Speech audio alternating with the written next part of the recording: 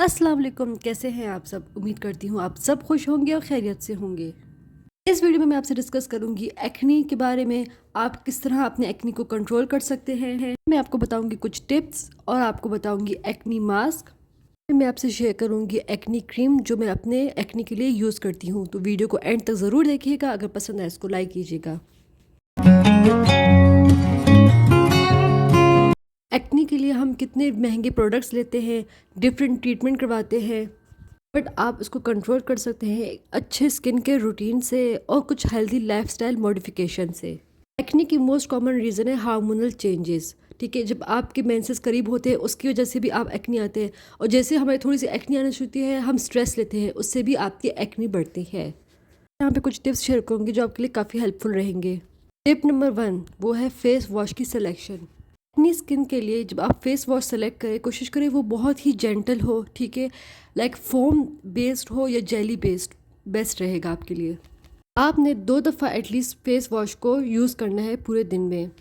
ज़्यादा यूज़ ना करें, बेहतर है कि आप नॉर्मल टैप वाटर से फेस को वॉश करें। टिप नंबर 2 वो है मॉइस्चराइज़र का यूज़। अगर आपकी ऑयली स्किन हो फिर भी आपने मॉइस्चराइज़र यूज़ करना है।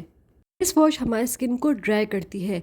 इन रिस्पॉन्स हमारी स्किन जो है फिर वो ऑयल प्रोडक्शन ज़्यादा करती है ताकि वो स्किन को बैलेंस आउट रखे। अगर हम मॉइस्चराइज़र अप्लाई करेंगे तो हमारी स्किन जो है वो और मज़ीद ऑयल प्रोड्यूस नहीं करेगा, और मॉइस्चराइज़र हमारे स्किन में एक बैरियर फॉर्म करेगा। क्रीम बेस्ड मॉइस्चराइज़र आपने नहीं लेना है। जेली बेस्ड मॉइस्चराइज़र जो मार्केट में बहुत से डिफरेंट नेम से अवेलेबल है, सिंपली जो बेस्ट और बजट फ्रेंडली है वो है एलोवेरा जेल, आप उसका भी यूज़ कर सकते हैं।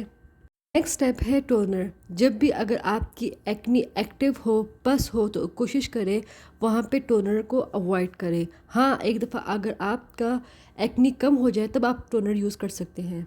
सिंपल टोनर जो हर घर में मौजूद होता है वो है रोज़ वाटर।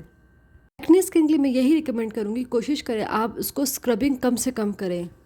स्क्रबिंग से एक तो आपकी स्किन और मज़ीद ड्राई होगी, तो इस इन रिस्पॉन्स आपके ऑयल प्रोडक्शन भी ज़्यादा होगा।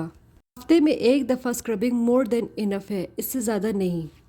कुछ फेस वॉश ऐसे भी होते हैं जो जेंटली एक्सफोलिएटर होते हैं या डेली बेस स्क्रबर होते हैं, कोशिश करें आप उनसे अवॉइड करें। मैं आपको बताऊंगी फेस पैक, उसके लिए चाहिए होगा आपको मुल्तानी मिट्टी, आप अपने हिसाब से ले सकते हैं, और साथ में आपको लेना है नीम पाउडर। देन आपने इसमें ऐड करना है रोज़ वाटर और उसका पेस्ट बनाना है। इस पेस्ट को अपने फेस पे ओवरऑल अप्लाई करना है और उसको कुछ टाइम के लिए छोड़ देना है। आपने उसको बिल्कुल कम्प्लीटली ड्राई नहीं होने देना है। इसमें मौजूद मुल्तानी मिट्टी जो है, अगर आप बिल्कुल इसको ड्राई करेंगे, देर तक स्किन में रखेंगे, तो ये आपकी स्किन को बहुत रफ़ और ड्राई कर देती है। कोशिश करें जब भी आप मुल्तानी मिट्टी का इस्तेमाल करें उसको जो है कुछ टाइम के लिए रखें, उसको कम्प्लीटली ड्राई होने ना दें। हल्का सा ड्राई हो जाए फिर आपने एज अ स्क्रबर की तरह हल्का हल्का जेंटली मसाज करके इसका रिमूव करना है। तो ये इसको हम एज अ फेस पैक और as a gently exfoliator use कर सकते हैं। साथ साथ हेल्दी लाइफस्टाइल भी ज़रूरी है। कोशिश करें शुगरी फूड्स हो गए, जंक फूड्स या डीप फ्राइड चीज़ों से अवॉइड करें या इसका इस्तेमाल कम करें।